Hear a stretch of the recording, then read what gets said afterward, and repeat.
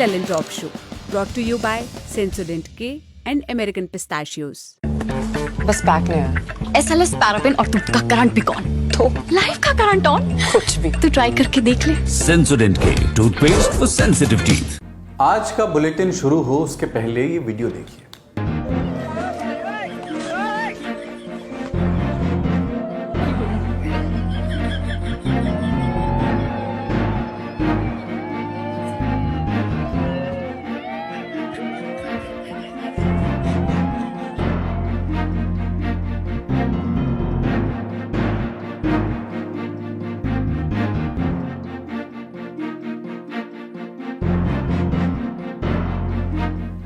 ये वीडियो इस समय सोशल मीडिया पर वायरल है। लोग देश की 3 बड़ी टेलीकॉम कंपनियों यानी जियो, एयरटेल और वोडाफोन की अंतिम यात्रा निकाल रहे हैं।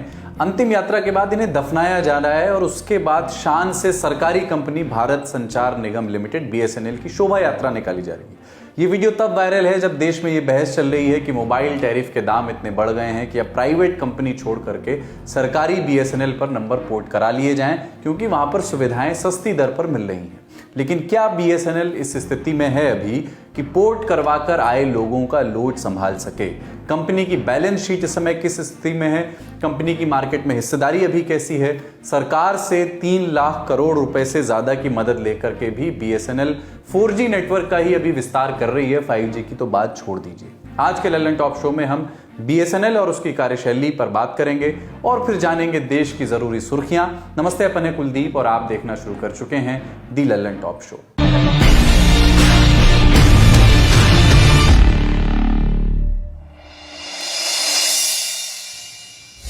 BSNL की घर वापसी और BSNL में पोर्ट करो, ये कुछ ऐसे ट्रेंड्स हैं जो इन दिनों सोशल मीडिया पर वायरल हो रहे हैं। सोशल मीडिया पर मुहिम छिड़ी है कि BSNL का खोया हुआ वैभव वापस लाया जाए और लोग अपना कनेक्शन BSNL में पोर्ट करें। ऐसा हुआ क्यों? क्योंकि 3 जुलाई को देश को एक बड़ी सूचना मिली। रिलायंस जियो ने ऐलान किया कि वो अपने सभी प्रीपेड और पोस्टपेड प्लान्स के दाम बढ़ा रहे हैं। और ये बढ़ोतरी कितनी थी? 155 रुपए के प्लान का दाम 189 रुपए हो गया, 289 रुपए के प्लान का दाम 349 रुपए हो गया, 479 रुपए के प्लान का दाम 579 रुपए हो गया।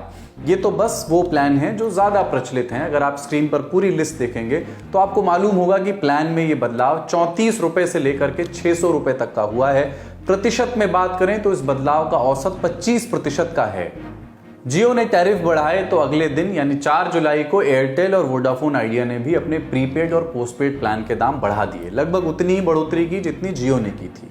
कंपनियों ने ऐसा क्यों किया? बिजनेस टुडे की रिपोर्ट के मुताबिक कंपनियों ने ऐसा अपना ARPU मेंटेन करने के लिए किया। ARPU यानी एवरेज रेवेन्यू पर यूजर, यानी कि इन कंपनियों को एक ग्राहक से होने वाली औसत कमाई, उसे ही ARPU कहते हैं। ये कंपनियां इस ARPU को लेकर के हर साल एक टारगेट रखती हैं। पिछले साल ये टारगेट 200 रुपए का था। खबरों के मुताबिक इस साल ये टारगेट बढ़ा करके 300 रुपए तक कर दिया गया है। इसीलिए टैरिफ में बढ़ोतरी की गई, यानी कंपनियों को ज्यादा पैसा कमाना है और इसीलिए दाम बढ़ाना है। तो क्या सारी टेलीकॉम कंपनियों ने एक साथ ये तय किया कि ARPU बढ़िया करना है, बढ़ाना है इसको हमने एक्सपर्ट से पूछा। जी तो देखिए, टेलीकॉम कंपनीज तो हमेशा से ही लो ARPU या फिर एवरेज रेवेन्यू पर यूज़र के बारे में कंप्लेंट करती आई हैं। 5G नेटवर्क का रोल आउट एक काफ़ी महंगा सौदा है और 3G 4G के मुकाबले, और ऐसा तो नहीं है कि ये अपने पैसे लगा के लॉस में जाते रहेंगे। इसलिए टेलीकॉम कंपनियों को दाम तो बढ़ाना ही था, लेकिन किसी को अंदाज़ा नहीं था कि किस कदर रेट बढ़ जाएंगे। तो जियो, एयरटेल और वोडाफोन आइडिया ने लगभग 25% से दाम बढ़ा दिए हैं। जो सबसे महंगे प्लान थे, जो 1 साल की वैलिडिटी देते हैं, वो लगभग 600 रुपये से ज़्यादा महंगे हो गए हैं। तो कस्टमर पे काफ़ी भारी पड़ा है ये चीज़। और अगर आप तीनों कंपनियों की अनाउंसमेंट पढ़ेंगे तो देखेंगे कि जियो और वोडाफोन आइडिया ने कुछ जिक्र नहीं करा कि वो दाम क्यों बढ़ा रहे हैं, लेकिन एयरटेल ने काफ़ी साफ साफ लिखा है कि उन्हें ARPU 300 रुपये से ऊपर चाहिए, इसीलिए उन्होंने दाम बढ़ाए हैं।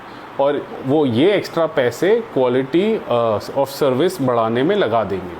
तो उम्मीद तो यही है कि कस्टमर के जो एक्स्ट्रा पैसे जा रहे हैं उसके बदले में उनको थोड़ी बेहतर सर्विसेज मिलेंगी। एक चीज़ और समझने वाली बात है कि 2014 में कुछ 13 टेलीकॉम कंपनियां थी हमारे देश में, और 10 साल बाद सिर्फ 3 प्राइवेट कंपनियां और एक PSU है जो कि BSNL है। इस समीकरण के वजह से कंपटीशन बहुत कम हो गया है, और इतिहास गवाह है कि कंपटीशन कम होने से कस्टमर को कभी फ़ायदा नहीं हुआ। अब देश में टेलीकॉम ऑपरेटरों की पोजीशनिंग समझें तो देश में 3 मेजर कंपनियां हैं प्राइवेट, जियो, एयरटेल और वोडाफोन आइडिया। 3 प्राइवेट कंपनियां हैं और एक सरकारी कंपनी है BSNL। तीनों प्राइवेट कंपनियों ने दाम बढ़ा दिए तो सोशल मीडिया पर लोगों ने पोर्टिंग की मुहिम चलाई।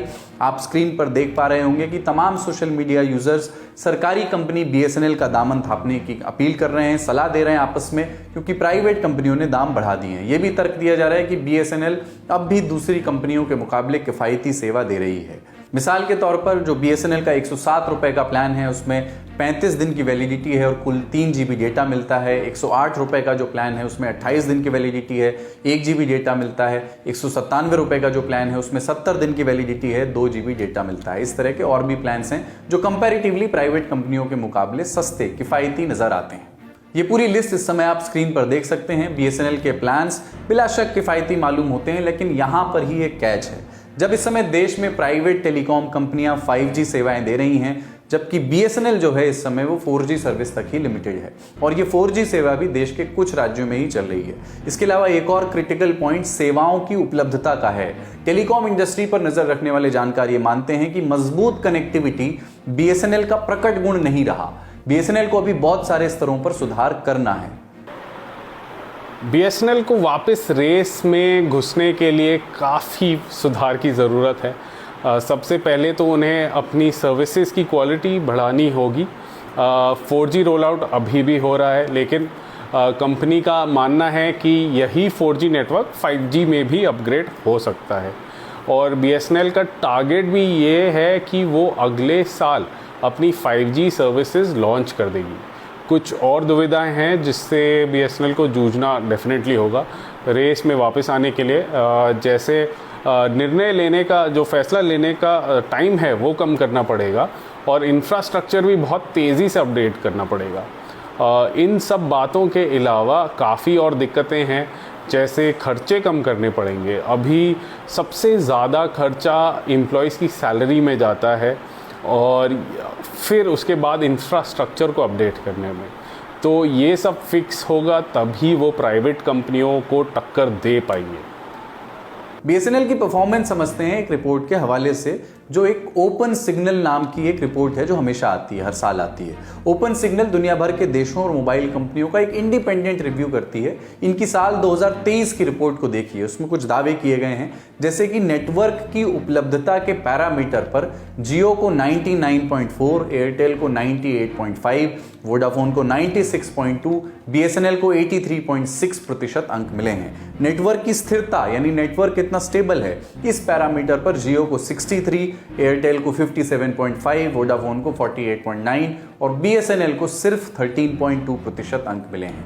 इसके अलावा और भी ओपन सिग्नल ने और भी कुछ पैरामीटर्स पर एक तुलनात्मक अध्ययन किया है जिसमें BSNL की स्थिति बहुत अच्छी नहीं है। स्क्रीन पर आप देख सकते हैं BSNL के पक्ष में सिर्फ एक ही चीज है अभी, वो है सस्ते प्लान वो ऑफर कर रहा है। इसलिए जब बाकी कंपनियां अपना 5G टैरिफ बढ़ाती हैं तो BSNL की कोशिश होती है कि वो गांवों तक कैसे अपना नेटवर्क बढ़ा सके और 4G कनेक्टिविटी दे सके, उसका विस्तार कर सके। सुनिए BSNL के चेयरमैन प्रवीण कुमार को। The government has mandated to us each and every village which are not on 4G landscape, it should be brought on 4G landscape. For that, nearly 18,000 towers we are installing of 4G to bring every single village on 4G network. तो ये तो समस्याएं होंगी, लेकिन ये समस्याएं आई कैसे? BSNL Bharat सरकार की 100% मालिकाना हक वाली एक पब्लिक सेक्टर अंडरटेकिंग यानी कि PSU है। लैंडलाइन के अलावा इंटरनेट और मोबाइल सेवाएं भी वो देती है। साल 2002 के आसपास BSNL ने सेल 1 के बैनर तले अपने मोबाइल सेवाएं देनी शुरू की थी। लोगों को तब महीनों के इंतजार के बाद सिम कार्ड मिला करते थे। द हिंदू की रिपोर्ट के मुताबिक साल 2005 आते आते BSNL की मोबाइल फ़ोन की बाजार में जो हिस्सेदारी थी वो 21% तक बन गई थी, बड़ी हिस्सेदारी थी। लेकिन इस समय BSNL को टक्कर देने के लिए 2 प्राइवेट प्लेयर मार्केट में आ गए थे। एक कंपनी थी भारतीय एयरटेल और दूसरी थी रिलायंस इंडिया मोबाइल। इन दोनों कंपनियों की हिस्सेदारी भी मोटामोटी 20-22% के आसपास बनी हुई थी, और इसके बाद BSNL की मार्केट हिस्सेदारी में गिरावट शुरू हुई। उसको सिलसिलेवार तरीके से देखिए। साल 2007 में वोडाफोन ने भारत में काम करना शुरू किया और BSNL की हिस्सेदारी 20.54% रह गई। साल 2009 में ये मार्केट में हिस्सेदारी 13.14% पर गिर करके आ गई। 2011 में ये हिस्सेदारी गिर करके 11.55% हो गई।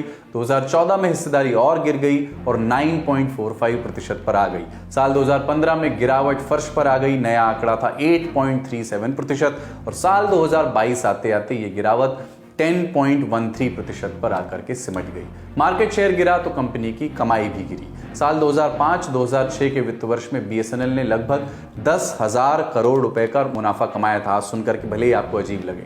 साल 2006-2007 में लगभग 9,000 करोड़ का मुनाफा था। 2009 और 10 में 574 करोड़ का मुनाफा रह गया और उसके बाद कंपनी की बैलेंस शीट में मुनाफे की जगह नुकसान की राशि लिखी जाने लगी, ग्रीन से रेड हो गया। साल 2010-2011 के वित्त वर्ष में कंपनी ने 1800 करोड़ का नुकसान दर्ज किया। 2012-13 के वित्त वर्ष में 9,000 करोड़ का नुकसान दर्ज किया और 2019-20 में लगभग 15,000 करोड़ का नुकसान दर्ज किया। 2022-23 में लगभग 7,000 करोड़ का नुकसान BSNL को हुआ। BSNL की खस्ता हालत में सुधार के लिए केंद्र सरकार ने BSNL को लगातार राहत पैकेज दिए हैं। साल 2019 में 69,000 करोड़ का पैकेज दिया गया। साल 2022 में 1 करोड़ 64 लाख का पैकेज दिया गया और 2023 में 89,000 करोड़ का पैकेज दिया गया। कुल मिलाकर अब तक 3,22,000 करोड़ रुपए का राहत पैकेज BSNL को सरकार दे चुकी है। सरकारी विज्ञप्ति में इसे BSNL का पुनर्जीवन पैकेज कहा गया और इस पूरी धनराशि के बाद सरकार ने दावा किया कि अब इस पैसों से देश में 4G और 5G सेवाओं का विस्तार किया जाएगा। कब तक होगा पता नहीं, लेकिन इतना जरूर पता है कि इस पैकेज के आने से BSNL का मार्केट का कुल कर्ज 33,000 करोड़ रुपए से गिर करके 22,000 करोड़ रुपए आ गया है। सरकार ने BSNL पर बोझ कम करने के लिए कुछ और कदम उठाए, जैसे कि कर्मचारियों की संख्या कम की। साल 2019 में केंद्र सरकार ने एक स्कीम लॉन्च की, कहा कि BSNL के जो कर्मचारी VRS ले लेंगे यानी वॉलंटरी रिटायरमेंट सर्विस स्कीम के तहत समय से पहले रिटायर होना चाहते हैं, उन्हें उनकी तनख्वाह का आधा पैसा 2 किश्तों में दे दिया जाएगा और बाकी कर्मचारियों को दूसरे सरकारी विभागों और मंत्रालयों में ट्रांसफर दे दिया जाएगा। BSNL में बस उतने ही कर्मचारी रहेंगे जितनों की जरूरत होगी और इस स्कीम का फॉलोअप किया गया फरवरी 2022 में। तब यह मालूम हुआ कि BSNL के कुल 1,53,000 कर्मचारियों में से 78,569 ने यानी लगभग आधी वर्कफोर्स ने VRS ले लिया।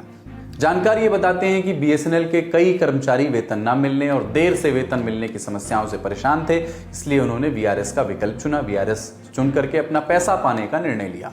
इससे कर्मचारियों और BSNL दोनों को थोड़ी सी राहत मिली थी और आपको पता ही है कि सरकार BSNL में पैसा भी पंप कर रही थी, जिससे BSNL को जिलाना, उसको जीवित करने की कोशिशें की जा रही थी। लेकिन ये होगा कैसे? पैसा मिलेगा तो लगेगा कहाँ? कंपनी जिएगी कैसे? टेक्निकली कहाँ काम करना होगा कि पोर्ट करने वालों को वो सुविधा मिले जिसका वो पैसा दे रहे हैं? हमने एक्सपर्ट से पूछा। देखिए, BSNL भारत की लाइफलाइन होती थी एक समय पे। 2007 तक BSNL सबसे आगे रहता था मार्केट शेयर के हिसाब से, लगभग 30% के आसपास। लेकिन जैसे जैसे कंपटीशन बढ़ा, BSNL का मार्केट शेयर गिरता रहा। 2022 तक मार्केट शेयर 10% पहुंच गया और अब ये लगभग 7 से 8% है। बात सही है कि BSNL को अपनी परफॉर्मेंस काफ़ी हद तक बढ़ानी पड़ेगी ताकि वो इस रेस में बरकरार रह पाए और BSNL का इरादा भी ऐसा कुछ है। ये PSU अब चाहती है कि वो इस साल के अंत तक कुछ 20% मार्केट शेयर तक पहुंच जाए। आप पोर्ट करें या ना करें, कंपनियां दाम बढ़ाएं या घटाएं, सरकार को ये चाहिए कि हमारे पैसों से चल रही सरकारी कंपनी को इतना तो सफल बनाएं कि उसके इस्तेमाल में शर्म ना आए, उसका उपहास ना हो। BSNL को कोई भाई साहब नहीं लगेगा ना कहे। साथ ही इतना अंकुश भी रहे कि प्राइवेट कंपनियां भी अपने टारगेट पूरे करने के लिए अनरीजनेबल तरीके से टैरिफ जब तब ना बढ़ा सके। बड़ी खबर यहीं तक, बढ़ते हैं सुर्खियों की ओर। पहली सुर्खी भारत सरकार के एक महत्वपूर्ण फैसले से जुड़ी है। सरकार ने एक अधिसूचना जारी करके हर साल 25 जून को संविधान हत्या दिवस मनाने का फैसला किया है। 25 जून 1975 को आप जानते हैं कि तत्कालीन प्रधानमंत्री इंदिरा गांधी ने आपातकाल की घोषणा की थी। केंद्रीय गृह मंत्रालय ने अधिसूचना जो जारी की है उसमें कहा है कि आपातकाल की घोषणा के बाद उस समय की सरकार ने सत्ता का घोर दुरुपयोग किया था और भारत के लोगों पर ज्यादतियां और अत्याचार किए गए, जबकि भारतीयों को देश के संविधान और मजबूत लोकतंत्र पर दृढ़ विश्वास पास है। इसलिए आपातकाल के दौरान सत्ता के घोर दुरुपयोग का सामना और संघर्ष करने वाले लोगों को श्रद्धांजलि देने के लिए 25 जून को संविधान हत्या दिवस घोषित किया गया है। इस फैसले पर प्रधानमंत्री नरेंद्र मोदी ने कहा कि 25 जून को संविधान हत्या दिवस मनाना हमें याद दिलाएगा कि जब भारत के संविधान को कुचला गया था तब क्या हुआ था। गृह मंत्री अमित शाह ने भी कहा कि यह दिन उन सभी लोगों के विराट योगदान का स्मरण कराएगा जिन्होंने 1975 के आपातकाल के अमानवीय दर्द को झेला था। सरकार के इस फैसले पर कांग्रेस नेताओं की प्रतिक्रिया भी आई है। कांग्रेस नेता प्रमोद तिवारी ने कहा कि जब से मोदी सरकार सत्ता में आई है तब से हर रोज संविधान की हत्या हो रही है। सुनिए कांग्रेस और दूसरे दलों के नेताओं ने इस फैसले पर क्या कहा है। आज 50 साल पहले की एक घटना, 49 साल पहले का एक प्रकरण, सारी अपनी समस्याओं से, महंगाई से, बेरोजगारी से, हर तरफ असफलता से, चीन ने जो हमारी सीमा पर अतिक्रमण कर रखा है, उन सब से ध्यान हटाने के लिए मनाया जा रहा है संविधान हत्या विरोधी दिवस। मैं सिर्फ एक चीज कहना चाहता हूं, जिस दिन आपातकाल लगी थी उसके बाद तो बहुत से चुनाव हो चुके, बहुत से जनादेश आ चुके, लेकिन ये भी सच्चाई है जिस दिन से मोदी सरकार ने सत्ता संभाली है हर रोज संविधान की हत्या हो रही है, संविधान की उपेक्षा हो रही है, संवैधानिक संस्थाएं नष्ट की जा रही हैं। तो अगर भाजपा सरकार उसे पुकारना चाहती है संविधान हत्या दिवस के रूप में, तो मैं कहूंगा मोदी जी का कार्यकाल संविधान हत्या युग के रूप में जाना जाए। एक बार इंदिरा गांधी हार चुका है, फिर देश ने वो इंदिरा गांधी को भी फिर प्राइम मिनिस्टर बनाकर लौट के इंदिरा गांधी आई थी।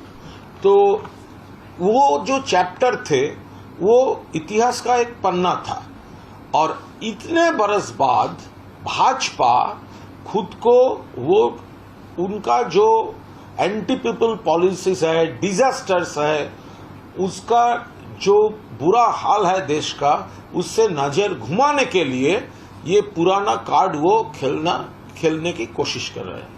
अगली सुर्खी दिल्ली से आई है। दिल्ली एक्साइज पॉलिसी केस में सुप्रीम कोर्ट ने मुख्यमंत्री अरविंद केजरीवाल को अंतरिम जमानत दे दी है। इस साल 21 मार्च को प्रवर्तन निदेशालय यानी ईडी ने उन्हें मनी लॉन्ड्रिंग के आरोपों में गिरफ्तार किया था। तब से वो दिल्ली की तिहाड़ जेल में बंद हैं। हालांकि अंतरिम जमानत मिलने के बावजूद केजरीवाल जेल से बाहर अभी नहीं आ पाएंगे, क्योंकि इसी शराब नीति मामले में 25 जून को उन्हें सीबीआई ने गिरफ्तार किया था। फिलहाल 25 जुलाई तक वो सीबीआई की हिरासत में हैं। केजरीवाल ने इस गिरफ्तारी को चुनौती दी है, जिस पर दिल्ली हाई कोर्ट में 17 जुलाई को सुनवाई होनी है। ईडी मामले में भी केजरीवाल ने अपनी गिरफ्तारी को चुनौती दी थी। अंतरिम जमानत देते हुए सुप्रीम कोर्ट ने इसे बड़ी बेंच के पास भेज दिया। जस्टिस संजीव खन्ना और दीपांकर दत्ता की बेंच ने कहा कि मनी लॉन्ड्रिंग रोकथाम कानून को लेकर के कुछ सवाल हैं जिसे बड़ी बेंच को देखने की जरूरत है। कोर्ट ने और क्या कहा कि केजरीवाल 90 दिनों से अधिक समय की कैद झेल चुके हैं। चुनाव के दौरान जिन शर्तों पर उन्हें रिहा किया गया था उन्हीं शर्तों पर उन्हें रिहा किया जाएगा। ये भी कहा कोर्ट ने कि हमने जमानत के सवाल की जांच नहीं की है, लेकिन हमने पीएमएलए की धारा 19 जो गिरफ्तारी की शक्ति के बारे में है उसके मापदंडों की जांच की है। हमने पीएमएलए की धारा 19 और धारा 45 के बीच के अंतर को स्पष्ट किया है। उन्होंने ये भी कहा कोर्ट ने कि केजरीवाल को हिरासत में रखने की जरूरत नहीं है, क्योंकि ये सवाल अब बड़ी बेंच के पास है। केजरीवाल एक चुने हुए नेता हैं, वे मुख्यमंत्री बने रहेंगे या नहीं, कोर्ट इस पर निर्देश नहीं दे सकता। इसका फैसला हम अरविंद केजरीवाल पर छोड़ते हैं। सुप्रीम कोर्ट के फैसले को आम आदमी पार्टी ने सत्य की जीत बताया है। पार्टी के नेताओं ने एक बार फिर दोहराया कि शराब घोटाले की जांच ही पूरी तरह फर्जी है। वे इसे बीजेपी की साजिश बता रहे हैं। वहीं बीजेपी का कहना है कि आम आदमी पार्टी एक बार फिर जनता और मीडिया को गुमराह कर रही है। सुप्रीम कोर्ट ने केजरीवाल को कोई राहत नहीं दी है, ऐसा बीजेपी ने कहा है। सुनिए दोनों तरफ के नेताओं को। उनको पता था कि सुप्रीम कोर्ट से भी जमानत मिल जाएगी, इसीलिए उन्होंने एक और षड्यंत्र रचा और सुप्रीम कोर्ट में जिस दिन अरविंद केजरीवाल जी की जमानत का केस आना था उससे पिछले दिन अपने एक और राजनीतिक हथियार सीबीआई से अरविंद केजरीवाल जी को गिरफ्तार करवा दिया। क्यों किया गिरफ्तार सीबीआई से? सिर्फ और सिर्फ इसलिए गिरफ्तार करवाया कि अगर ईडी के केस में जमानत मिल गई तो अरविंद केजरीवाल जी बाहर आकर 10 गुना स्पीड से दिल्ली के लोगों का काम करने लग जाएंगे। यहाँ आम आदमी पार्टी जनता को और मीडिया को गुमराह कर रही है। माननीय अरविंद केजरीवाल जी की जो पिटिशन थी सुप्रीम कोर्ट में, चाहे वो ट्रायल कोर्ट हो, चाहे हाई कोर्ट हो, चाहे सुप्रीम कोर्ट हो, उनकी प्रेयर थी कि आप मेरी अरेस्ट को अवैध डिक्लेयर करिए। लेकिन सुप्रीम कोर्ट ने उनकी इस प्रेयर पर कोई राहत नहीं दी है, बल्कि इस मैटर को एक लार्जर बेंच को रिफर कर दिया है। सुप्रीम कोर्ट ने तो एक सील ऑफ अप्रूवल लगाई है। सुप्रीम कोर्ट ने ये पाया है कि माननीय मुख्यमंत्री अरविंद केजरीवाल जी शराब घोटाले में मनी लॉन्ड्रिंग के ऑफेंस के गिल्टी हैं, दोषी हैं, और इसीलिए ये भी कहा कि सेक्शन 19 पीएमएलए की सारी रिक्वायरमेंट्स फुलफिल होती हैं, इसीलिए आईओ उनको अरेस्ट कर सकते थे। तीसरी सुर्खी आंध्र प्रदेश से आई है। राज्य के पूर्व मुख्यमंत्री और युवजन श्रमिक राइथू कांग्रेस पार्टी वाईएसआरसीपी के अध्यक्ष जगन मोहन रेड्डी, उन पर हत्या के प्रयास का केस दर्ज हुआ है। ये केस तेलुगु देशम पार्टी के विधायक रघुराम कृष्णम राजू की शिकायत पर दर्ज हुआ है। एफआईआर में जगन मोहन रेड्डी के अलावा 2 आईपीएस अधिकारियों के भी नाम है। शिकायत करने वाले रघुराम कृष्णम पहले वाईएसआर कांग्रेस के ही नेता थे और नरसापुरम से सांसद रह चुके हैं। मुख्यमंत्री पर क्या आरोप लगाए उन्होंने? टीडीपी विधायक ने शिकायत में कहा है कि मई 2021 में सीआईडी ने उन्हें हैदराबाद में गिरफ्तार किया था। आरोप लगाया है कि गिरफ्तारी के बाद उन्हें लोकल कोर्ट में पेश नहीं किया गया। उन्होंने यह भी दावा किया है कि सीआईडी के पास ट्रांजिट वारंट भी नहीं था। उन्हें जोर जबरदस्ती करके पुलिस की गाड़ी में बैठाया गया और गुंटूर लाया गया। बेल्ट और लाठी से उनकी पिटाई की गई। शिकायत के मुताबिक रघुराम कृष्णम ने दावा किया है कि अधिकारियों को पता था कि उन्होंने बाईपास हार्ट सर्जरी करवाई है। इसके बावजूद कुछ अधिकारी उनके सीने पर बैठ गए और दबा करके मारने का प्रयास करने लगे। जिन 2 आईपीएस अधिकारियों के नाम पर जिन पर आरोप लगे हैं, उसमें से एक सीआईडी के पूर्व चीफ पीवी सुनील कुमार और पूर्व इंटेलिजेंस चीफ पीएसआर अंजन एलू हैं। विधायक का आरोप है कि तत्कालीन सीएम जगन मोहन रेड्डी और अधिकारियों ने उन्हें जान से मारने की आपराधिक साजिश रची थी। आज का ललन टॉप शो यहीं तक। अपना और अपनों का ख्याल रखिए। देखते रहिए दी ललन टॉप। शुक्रिया। शुभ रात्रि।